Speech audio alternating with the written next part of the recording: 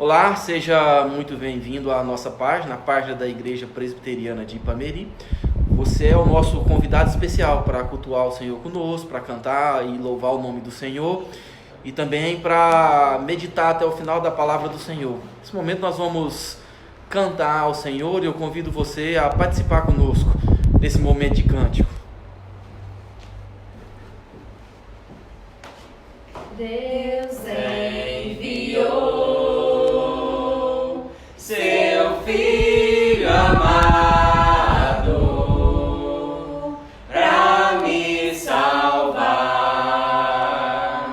e perdoar. Na cruz morreu por meus pecados,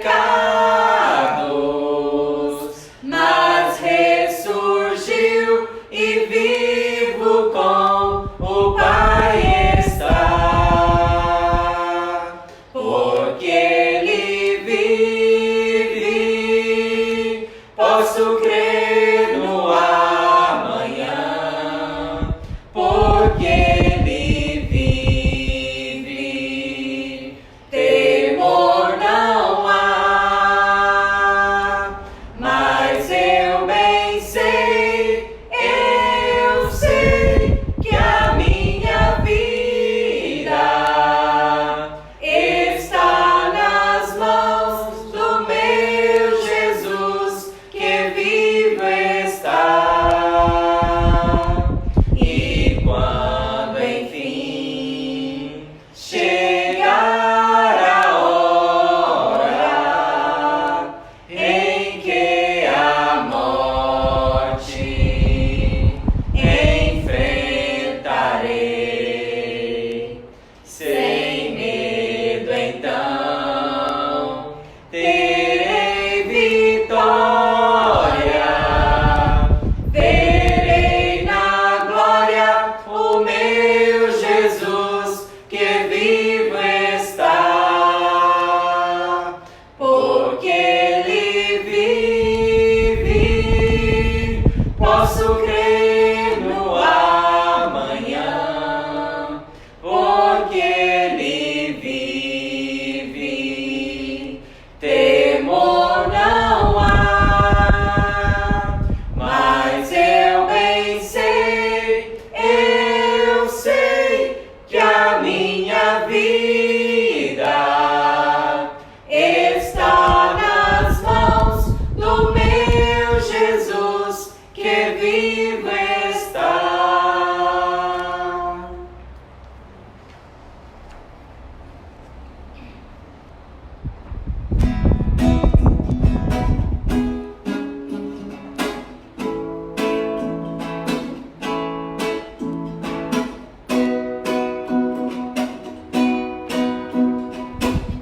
Celebrai com júbilo ao Senhor, todos os moradores da terra. Servi ao Senhor com alegria, apresentai-vos a Ele com cânticos. Sabei que o Senhor é bom e eterna a sua bondade e a sua fidelidade, de geração a geração.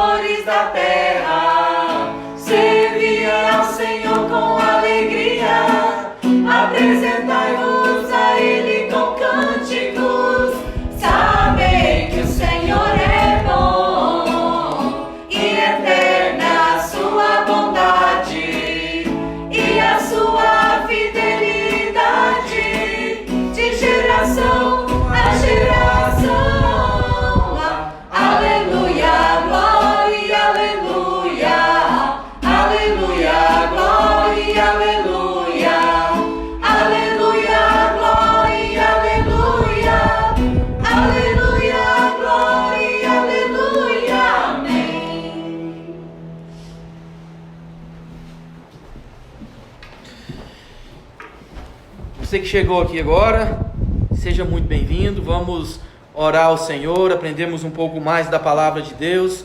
Convido você a fechar seus olhos comigo aí aonde você está, na sua casa, no seu trabalho, onde você estiver, para que nós possamos orar e buscar a presença do nosso Deus. Senhor Deus, nós nos colocamos diante do Senhor. Te louvamos, ó Deus, pela maravilhosa graça do Senhor sobre as nossas vidas. Te louvamos, ó Deus, pelo cuidado do Senhor em cima do teu povo. Te louvamos, ó Deus, pela a mão do Senhor, ó Deus, que jamais se afasta de nós. Pedimos, ó Deus, perdão pelos nossos pecados. Nos colocamos diante do Senhor neste momento, pedindo, ó Deus, que o Senhor, através do teu Espírito Santo, nos ilumine, ó Deus, e passe, ó Deus, que nós possamos entender e compreender a palavra do Senhor, que ela seja viva e eficaz no nosso coração, e que ela possa trazer transformação nas nossas vidas. Abençoe, Senhor, cada um de nós, em nome de Jesus. Amém. Amém. Quero convidar você a abrir a palavra do Senhor comigo, no Evangelho de Lucas, no capítulo 24. Evangelho de Lucas, capítulo 24. Nós vamos fazer a leitura do versículo 1 até o versículo 12. Evangelho de Lucas, capítulo 24, versículo 1 ao versículo 12. Eu vou estar fazendo a leitura, você pode acompanhar comigo e também na sua Bíblia aí. A palavra do Senhor nos fala assim: mas no primeiro dia da semana, à alta madrugada, foram elas ao túmulo levando os aromas que haviam preparado. E encontraram a pedra removida do sepulcro, mas ao entrarem, não acharam o corpo do Senhor Jesus. Aconteceu que, perplexas, elas, a este respeito, apareceram-lhe dois varões com vestes resplandecentes. Estando elas possuídas de temor, baixando os olhos para o chão, eles lhe falaram: por que buscais entre os mortos ao que vive? Ele não está aqui, mas ressuscitou.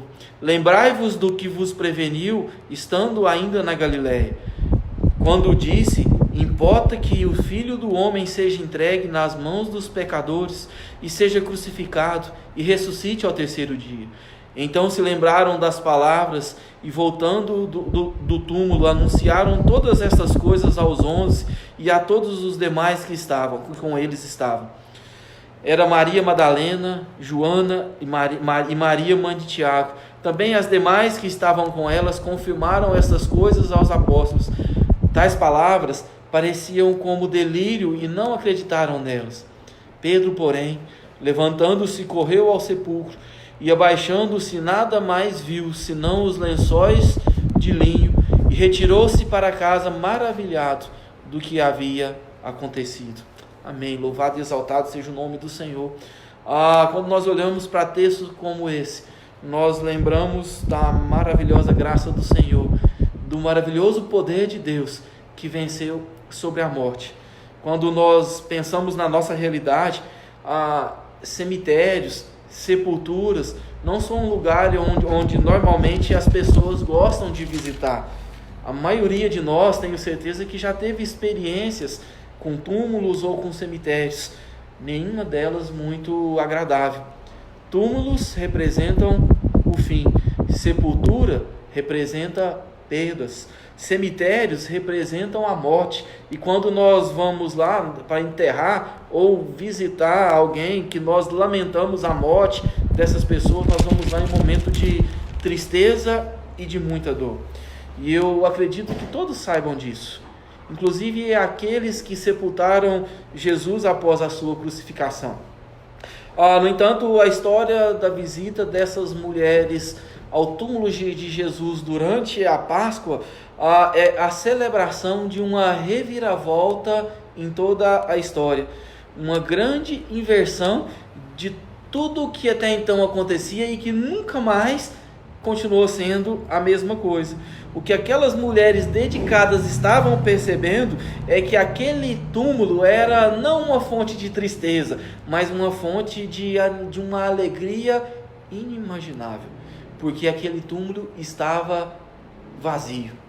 Quando nós olhamos para a ressurreição de Jesus, com toda certeza nós vemos que esse é o maior acontecimento da história e também o mais importante da fé cristã. Ele é o evento mais importante do plano redentor de Jesus. Depois da humilhação, escárnio, sofrimento, então chega o fim da humilhação de Cristo quando o corpo dele é colocado dentro da sepultura. E a partir daí começa o momento ou o estado de exaltação do nosso Senhor. E o primeiro passo, o primeiro elemento desse novo status, ou desse novo estado, é a ressurreição. Paulo, certa vez, escrevendo aos crentes de Corinto, ele fala que se Cristo não ressuscitou, em vão é a nossa fé. Ele diz isso em 1 Coríntios capítulo 15, versículo 14. E é por isso que ela é tão atacada. Se alguém tira a ressurreição da fé cristã, todos os outros pilares desabam e caem por terra. Esse é o principal e esse é a doutrina principal da nossa fé. Acontece que para os cristãos, a ressurreição de Jesus não é apenas uma palavra de vitória, ou não é apenas uma vitória, mas é o princípio de uma ressurreição final. Ao se levantar dos mortos, Jesus não só mostrou quem Ele é, e não só mostrou o seu poder, mas Ele cumpriu parte daquilo pelo qual Ele foi enviado pelo Pai. Quando Ele ressuscitou, Ele então nos deu a garantia de que um dia todos aqueles crentes em Cristo Jesus, aqueles que creem em Jesus como seu único Senhor e Salvador, também ressuscitarão e viverão eternamente na presença do Pai. Ele foi a primícia daqueles que morreram e ressuscitou. Depois todo o corpo de Cristo, todos aqueles que andam com Cristo, também passarão pelo mesmo caminho. E quando nós chegamos aqui ao final, ou no último capítulo do Evangelho de Lucas, nós percebemos que a ressurreição, ela toma conta de todo esse capítulo. E na verdade não podia ser diferente, pois esse é o propósito da encarnação. Esse é a razão da vinda de Jesus Cristo. É por isso que Ele veio, para vencer a morte por nós. Para vencer a morte por mim, para vencer a morte por você. E a única maneira que Ele tinha de vencer a morte era também vencendo o pecado. Porque a Bíblia diz que o salário do pecado é a morte. E uma vez então pago esse salário, a morte já não gerava temor no nosso coração. Uma vez que Jesus pagou integralmente o salário do pecado, morrendo por nós na cruz, a morte então já não tem domínio sobre os crentes em Cristo Jesus. A morte, ela é simplesmente a porta que se abre quando nós somos conduzidos para a glória eterna. Por isso que o salmista diz que preciosa aos olhos do Senhor é a morte do justo. Porque a partir do momento que Cristo venceu a morte, a partir do momento que Cristo venceu o pecado que dominava sobre nós, nós então temos a morte como uma passagem para que nós possamos morar eternamente com o Senhor. E o evangelista aqui, no caso Lucas, ele conta então essa história maravilhosa. E em momento algum ele propôs contar todos os mínimos detalhes, mas ele contou apenas aqueles detalhes que se encaixavam no propósito pelo qual ele queria escrever o seu livro. E a sua narrativa aqui acontece em 3 cenas muito bem distintas. Na primeira cena, ele então destaca a reação daquelas mulheres ao chegarem no túmulo vazio de Jesus. Logo então, Lucas entra na segunda cena, mostrando o discurso dos anjos àquelas mulheres, e que então mostrava qual era o objetivo histórico de tudo aquilo que estava acontecendo, já que o texto diz que elas estavam atordoadas, estavam perplexas. E na terceira cena, ele então mostra o efeito desse discurso dos anjos, não só na vida daquelas mulheres, mas também na vida dos apóstolos e dos discípulos, dos quais elas correram para contar o testemunho daquilo que elas tinham visto, que era o quê? O túmulo vazio de Jesus. Então eu quero pensar hoje todo esse contexto, olhando para a palavra de Deus sobre a ressurreição de Jesus Cristo.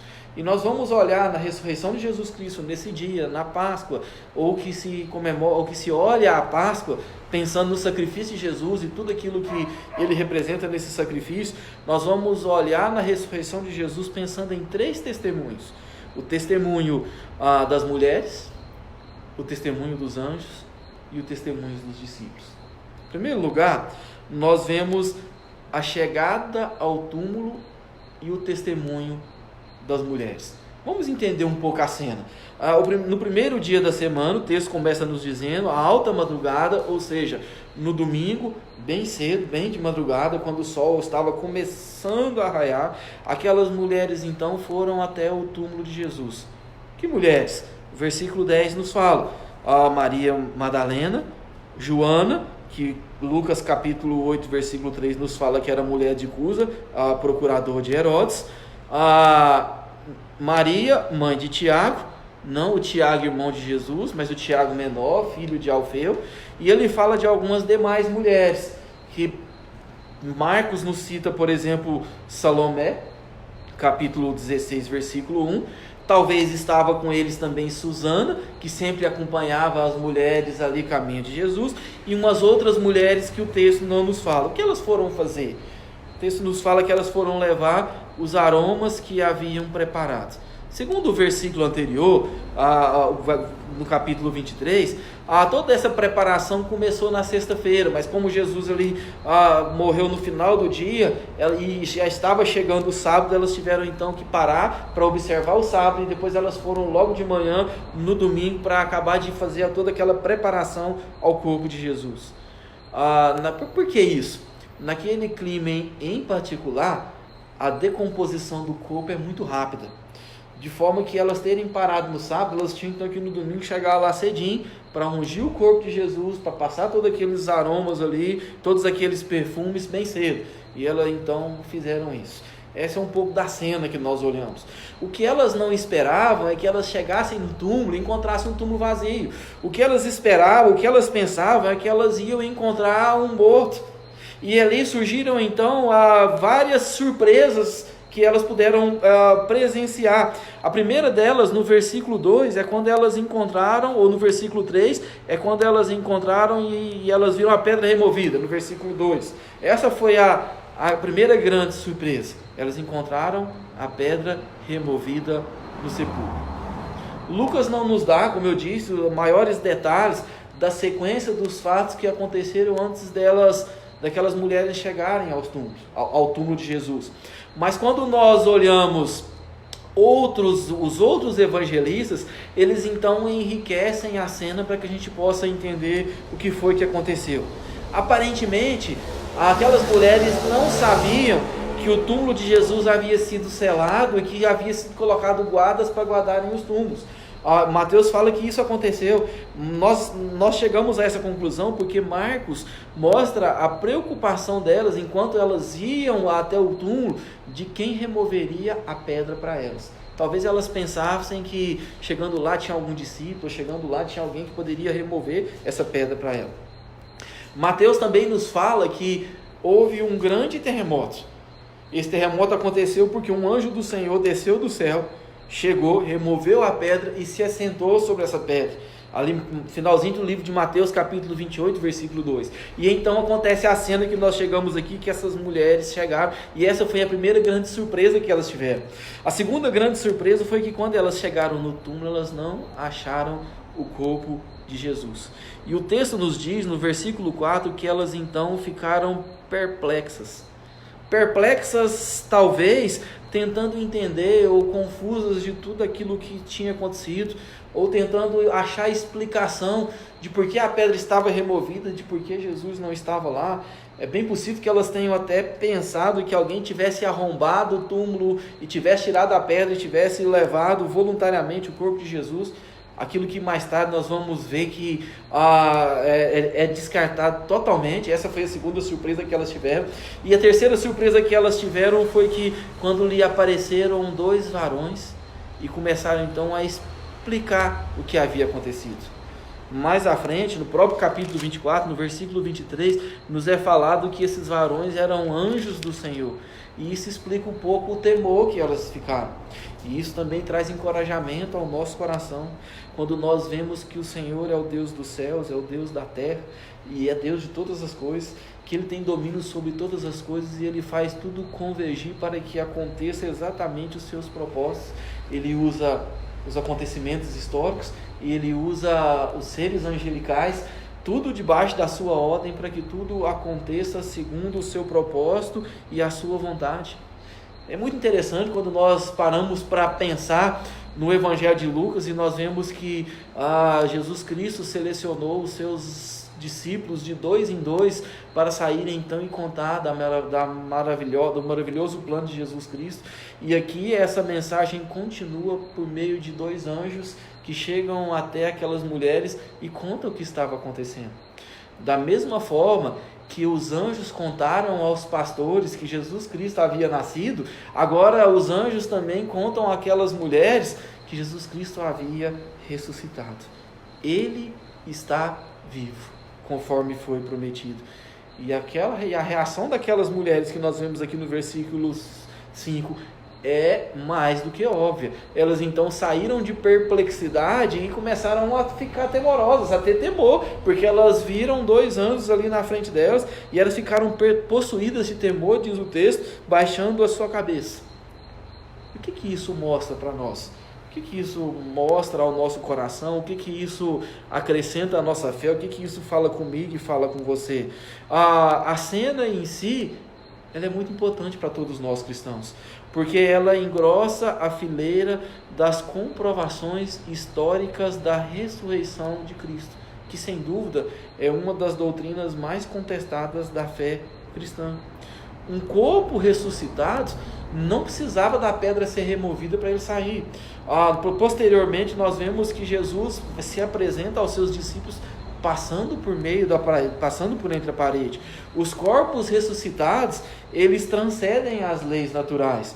A pedra removida não foi porque Jesus precisava remover para ele sair, mas aquela pedra foi removida para que aquelas mulheres e posteriormente depois os discípulos entrassem e pudessem testemunhar o túmulo vazio, para que elas entrassem lá e vissem que Jesus havia ressuscitado, para que alguém entrasse lá e procurasse e não visse o corpo de Jesus, porque ele ressuscitou. Todos os 4 evangelhos concordam que as mulheres, bem de manhã, testemunharam a tumba vazia. Todos os evangelhos concordam que Jesus apareceu primeiramente àquelas mulheres. E além disso ser um testemunho histórico, isso é particularmente impressionante, porque naquela cultura, naquele tempo de Jesus, as mulheres não eram consideradas como testemunhas confiáveis no judaísmo. Então, se você é daqueles que diz, ou se você já pensou alguma vez na sua vida que o evangelho ou que o cristianismo é machista e que não olha para a mulher, eu quero te dizer que Jesus é o maior libertador das mulheres que já viveu. Ele de fato acreditou às mulheres a dignidade e a igualdade que importa. Afinal, homem e mulher, ele os criou, diz o texto lá de Gênesis. O fato dos escritores dos evangelhos chamarem as mulheres de testemunhas primárias ou das primeiras testemunhas do túmulo vazio é um argumento histórico que desafia a cultura daquela época. Isso significa que você pode confiar nas reivindicações históricas da ressurreição corporal de Jesus Cristo, e que você também pode confiar no texto inerrante das Escrituras. Jesus usou todas as testemunhas possíveis daquela época. A primeira cena, o testemunho das mulheres quando elas chegaram ali, nos servem de testemunho histórico, de encorajamento ao nosso coração. Mas também nós vemos na segunda cena os anjos no túmulo e o testemunho desses anjos. Nós vimos o testemunho das mulheres, agora nós vemos o testemunho dos próprios anjos. O testemunho daqueles anjos representam o anúncio do maior acontecimento da humanidade. Finalzinho do versículo 5 nos diz assim: por que buscais entre os mortos ao que vive? Ele não está aqui, mas Ele ressuscitou. Aleluia! É verdade que por muitas vezes o Senhor já havia predito a sua morte e a sua ressurreição aos discípulos. E nós sabemos que em muitas ocasiões as mulheres foram vistas com os discípulos e por isso, consequentemente, elas também haviam ouvido das importantes predições do Senhor Jesus. Mas o texto também nos fala, lá em Lucas, capítulo 18, versículo 34, que tanto a mente delas como a mente dos apóstolos e dos discípulos estavam impedidas de compreender aquilo que Jesus estava dizendo naquele momento. Me parece que até depois do ato.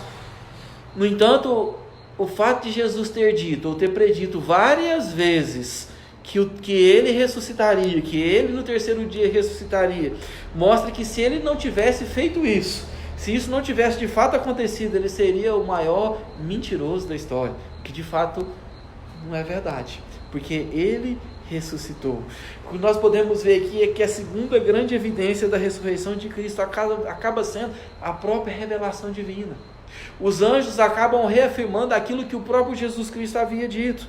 É fato, e o fato dela é fato que elas estarem ali naquele túmulo, o fato de elas estarem ali na manhã, mostrava não só o carinho, o amor e a dedicação delas, mas mostravam também a incredulidade do coração. Jesus havia dito que ressuscitaria no terceiro dia, e elas estavam ali buscando o quê? Alguém morto. Ele não estava ali, mas ele ressuscitou, é o que os anjos falam àquelas mulheres.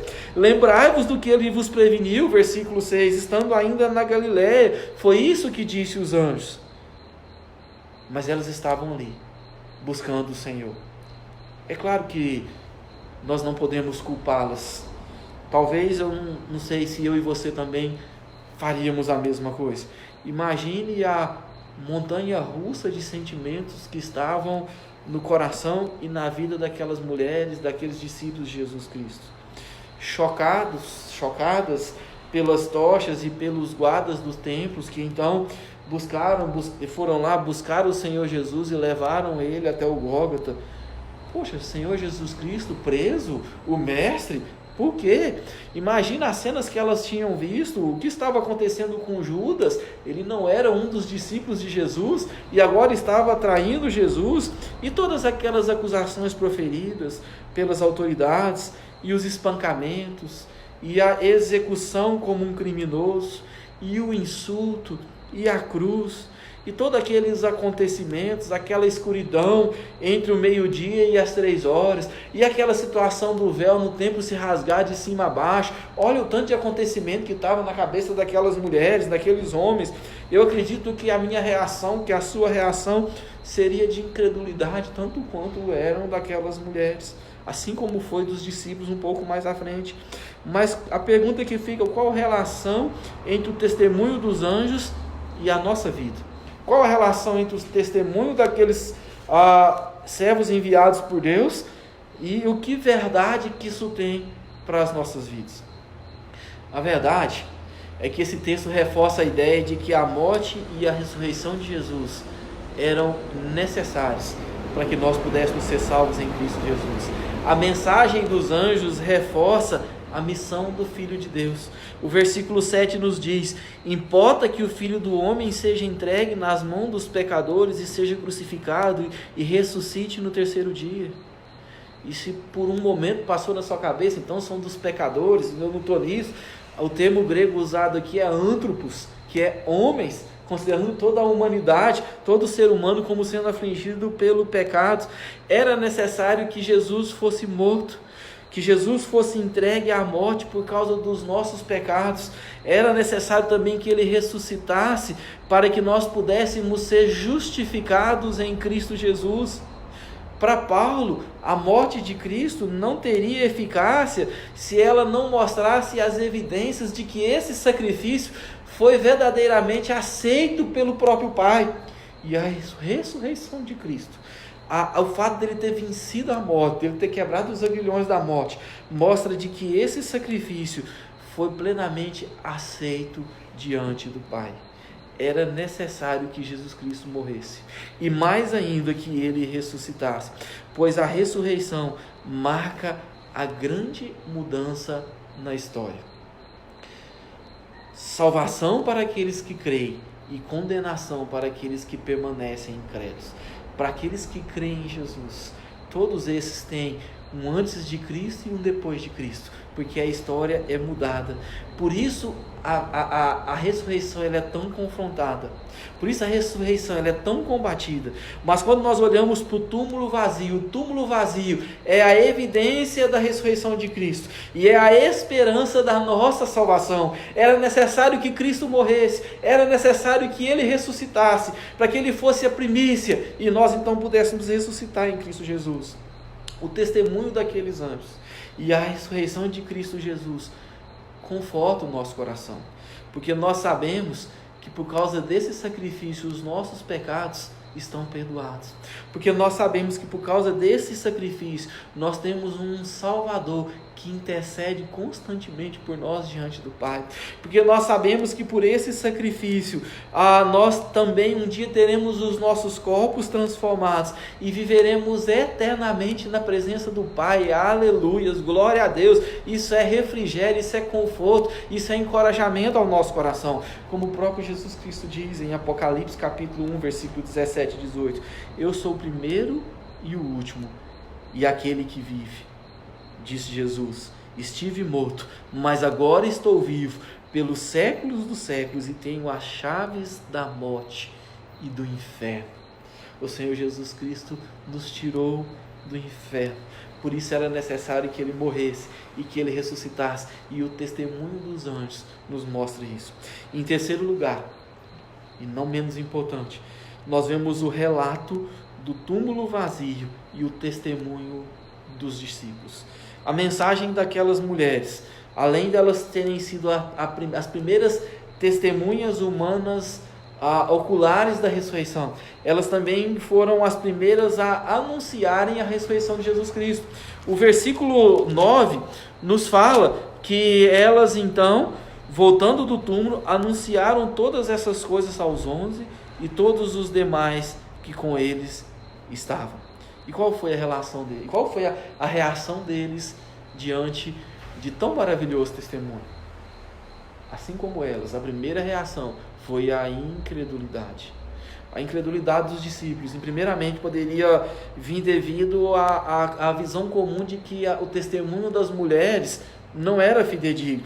Mas eu digo mais, talvez por causa até da estranheza daquele relatório. Quando elas chegaram, da forma com que elas chegaram, imagina, elas estavam tristes, depois elas chegam todas eufóricas, se encontraram com o Senhor Jesus. O texto aqui que fala que eles acharam que elas estavam como delírios. A palavra delírio aqui é um termo médico indicado para alguém que está com mente febril ou que está em insanidade mental. Para os judeus, e é que é claro que nós entendemos isso, porque para os judeus a ressurreição só ocorreria depois do final do tempo, não no meio da história. É por isso que quando Jesus chega ali em Maria, irmã de Marta, dizendo que Lázaro seria ressuscitado, a resposta dela é: Senhor, eu sei que no final dos tempos nós seremos ressuscitados. Mas Jesus estava dizendo daquela ressurreição, que ele ia ressuscitar Lázaro, que depois apontaria para a própria ressurreição dele, porque aqueles que criam nele, que também seriam ressurretos. E isso então parecia como um delírio àquelas mulheres. Isso então parecia como se elas estivessem numa insanidade. Como pode o mestre ressuscitar? Mateus nos informa que no caminho de volta Jesus apareceu àquelas mulheres e disse a elas que ele se encontraria com eles lá na Galileia, no final do capítulo 28, o que de fato aconteceu. E aí isso ainda mostra que o testemunho era fidedigno. Isso aqueceu o coração delas, isso de fato mostrou que Jesus havia ressuscitado. A verdade é que quando nós olhamos para esse texto aqui, nós temos uma declaração clara de que houve uma demora nos discípulos em crer na ressurreição. E isso mostra realmente uma extrema lentidão no nosso coração. Eles simplesmente nos representavam em crer nas verdades do Evangelho. Os apóstolos não creram nos relatos daquelas mulheres, primeiramente, até Pedro e João saírem ali correndo e irem até elas ver. O texto logo à frente nos fala dos discípulos caminho de Emaús, e que Jesus em Cristo então anda junto com aqueles discípulos, discorrem sobre as verdades do Evangelho, mostra que era necessário que ele morresse, e esses discípulos depois até se assustam e dizem: como não nos aqueceu o coração o Mestre estando conosco, que nós não vimos que era Ele? Os discípulos não creram, e até mesmo depois de os discípulos verem Jesus, Tomé declaradamente disse que só creria na ressurreição se pudesse tocar as feridas de Jesus. Eles demoraram a crer, mas louvado seja Deus, demoraram, mas creram. O texto nos diz que Pedro saiu correndo para tirar a prova dos 9.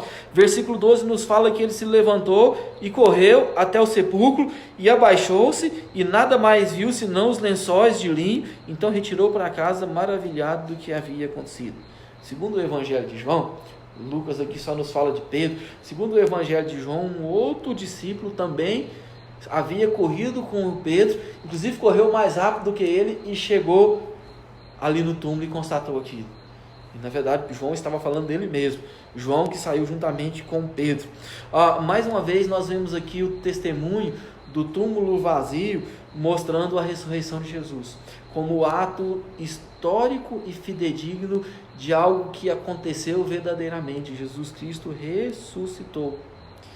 No decorrer da história, nós vemos que foram feitas várias tentativas para tentar negar a ressurreição de Jesus Cristo. E até hoje isso é feito. Até hoje as pessoas tentam inventar histórias mirabolantes para tentar combater aquilo que é óbvio. Jesus Cristo ressuscitou, Ele venceu a morte. E a primeira teoria foi a teoria da falsidade, que afirmava que os discípulos praticaram fraude deliberada, que eles foram antes, arrombaram o túmulo de Jesus, roubaram deliberadamente o túmulo do Senhor, o corpo do Senhor, e depois inventaram a história de ressurreição do Senhor. E as primeiras pessoas a usar isso foram as autoridades do tempo de Jesus. Conta-nos o texto que assim que as mulheres saíram, então, lá em Mateus capítulo 28, a partir do versículo 11, versículo 12, versículo 13, que aqueles soldados foram até as autoridades e contaram o que havia acontecido.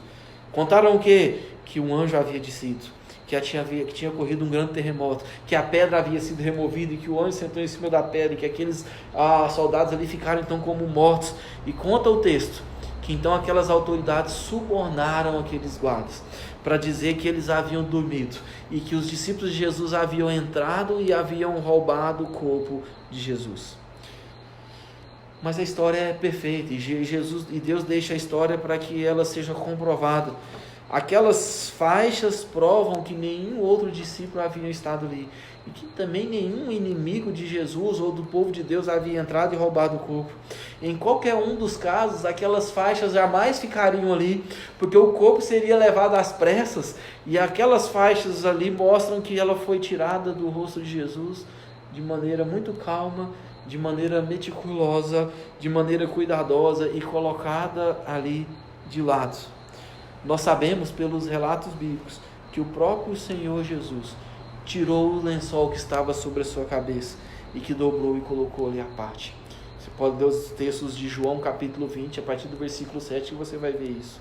Sem mencionar que além daquelas mulheres, além dos apóstolos, além dos discípulos, 1 Coríntios capítulo 15, versículo 6, nos falam que Jesus foi visto por mais de 500 pessoas, e jamais aqueles discípulos, jamais aquelas mulheres, jamais todos aqueles que tinham visto Jesus Cristo ressurreto, iriam manter firme o seu testemunho, debaixo de tamanha perseguição, debaixo de tamanha tortura, sendo inclusive muitos perdendo a vida, se eles de fato não tivessem visto verdadeiramente o Senhor Jesus. Ninguém sustenta uma história mentirosa debaixo de tamanha perseguição. De fato, eles haviam visto e haviam encontrado com Jesus ressurreto. O túmulo vazio é a verdade que Jesus Cristo ressuscitou.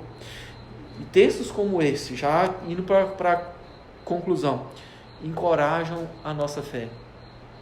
A Bíblia nos diz que bem-aventurado são aqueles que viram e não creram.